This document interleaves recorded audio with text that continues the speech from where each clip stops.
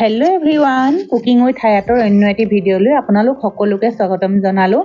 আজি এটা নতুন কেকৰ ডেকোৰেশ্যনৰ ৰেচিপি আপোনালোকলৈ বুলি আগবঢ়াইছোঁ। আশা কৰিছোঁ আপোনালোকে ভিডিঅ'টো অলপো স্কিপ নকৰাকৈ প্ৰথমৰ পৰা শেষলৈকে চাব, আৰু যিসকল চেনেলটোত নতুন হয় তেওঁলোকে চেনেলটো ছাবস্ক্ৰাইব কৰি দিব, লগতে কাষতে থকা বেল আইকনটো দবাই দিব। আৰু আহক, আমি তাৰ কাৰণে 4টা ৰুম টেম্পাৰেচাৰত থকা কণী লৈছোঁ। এইটো এটা 2 পাউণ্ড কেকৰ ৰেচিপি হয়। আমি কেজি হিচাপত চাব গ'লে 1 কেজি কেকৰ হয়, আৰু তাৰ কাৰণে মই ডিম লৈছোঁ 4টা। আৰু আজি ইলেক্ট্ৰিক বিটাৰৰ সহায়ত আমি ডিমকেইটা বিট কৰি ল'ম। আপোনালোকৰ ওচৰত যিটো ইলেক্ট্ৰিক বিটাৰ আছে সেইটোৰ সহায়তে বিট কৰিব পাৰে, আৰু নহ'লে হুইস্কাৰৰ সহায়তো পাৰে, কোনো কথা নাই। আৰু গোটেই বস্তুখিনি ৰুম টেম্পাৰেচাৰত থকা হ'ব লাগে।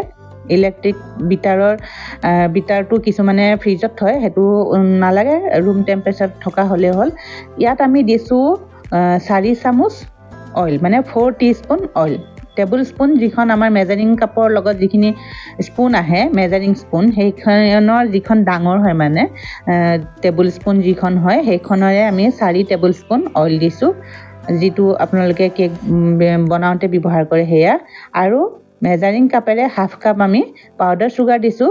চেনিখিনি মানে এনেকৈ চালনী দি চালি ল'ব। তাৰপিছত আকৌ আমি এয়া বিট কৰিম। বস্তুবোৰ এটা এটাকৈ দিব আৰু বিট কৰিব। এনেকুৱা নকৰিব যে গোটেইখিনি একেলগে দি এবাৰতে বিট কৰিব, সেইটো নকৰিব।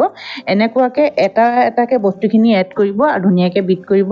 এতিয়া লৈছোঁ আমি মেজাৰিং কাপেৰে 1 কাপ ময়দা, আৰু বেকিং পাউডাৰ লৈছোঁ মই 1 টিস্পুন, আৰু লৈছোঁ vanilla essence. Baking powder 1 teaspoon ল'ব, আৰু লৈছোঁ ভেনিলা এছেঞ্চ। গোটেইখিনি এনেকৈ এখন স্পেচুলাৰ সহায়ত মিক্স কৰি ল'ব। আৰু এইটো এটা 8 ইঞ্চৰ বাতি হয়, মানে কেক মল্ড হয়, তাতে মই গোটেইখিনি ঢালি দিছোঁ। আৰু আজি মই অভেনত বনাম। অভেনত 180 ডিগ্ৰীত আপোনালোকে 20 মিনিটছৰ কাৰণে ছেট কৰি ল'ব। ছেট কৰি লোৱাৰ পিছত এয়া মই একেবাৰে 20 মিনিটছৰ পিছত দেখুৱাইছোঁ। মোৰ আগৰ ভিডিঅ'ত মই অভেনত কেনেদৰে মানে বেক কৰে সেইটো মই দেখুৱাই থৈছোঁ, লাগিলে আপোনালোকে তাৰ পৰা চাই ল'ব। আজি মই ইয়াত নাই দেখুওৱা সেইটো। এতিয়া কেকটো ঠাণ্ডা হোৱাৰ পিছতহে আপোনালোকে লেয়াৰ কাট কৰিব। এইটো প্ৰচেছ অকণমান টাইম লয়, ইমান লগালগো নহয়। কেকটো সম্পূৰ্ণৰূপে ঠাণ্ডা হ'বলৈ দিব, তাৰপিছত আপোনালোকে লেয়াৰ কৰিব। লেয়াৰ কৰাৰ পিছত ক্ৰীমখিনি বিট কৰি এনেকুৱাকৈ আপোনালোকে লেয়াৰিং কৰিব পাৰিব। আৰু এই আমাৰ সম্পূৰ্ণ কভাৰ কৰা হৈ গ'ল। আৰু এইটো এটা লাভ থিমৰ কেক।